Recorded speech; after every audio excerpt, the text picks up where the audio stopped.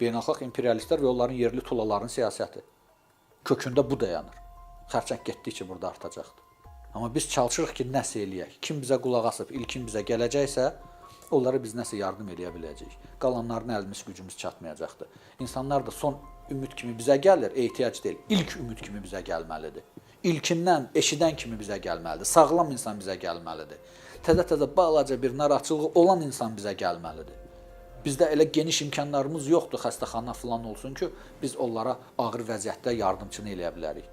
5 qəpiklik işi 50 minlik eləməsinlər. Sonra da zorla, balayla, kreditlə 5 min tapıb gəlib desinlər ki, həkim sağaldı. Çatdırmaq olmur. 5 qəpik olanda gəlin ki, onu eləyə bilək. Biz dəfələrlə bütün bu bizim İbrahim Həkim tövsiyələri var. Çox sadə şeylərdir. 30 qəpiklik, 1 qəpiklik, 2 qəpiklik xüsusi vasitələrdir. Qatıqdır, sarı kökdür, qarazirə yağıdır, alma kök şirəsidir. Nə çətin şeylərdir bunlar eləmək. Bəhməzdir, biyan köküdür, alaqanqaldır. Bunlardan niyə istifadə eləmirsiniz ki, vaxtaşırı?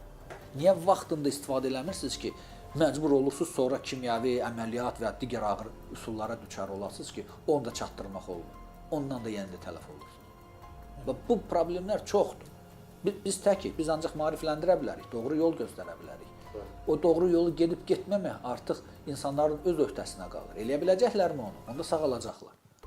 Fərdi xoşbəxtlik deyirsiniz. Fərdi xoşbəxt olmaq olar. Əgər sənin ürəyin yanır millət üçün, bəşəriyyət üçün, fərdi xoşbəxt ola bilməzsən. Hə, egoistsənsə bir müddət xoşbəxt ola biləcəksən. Amma onda başqaları səndən üz döndərəcəkdir.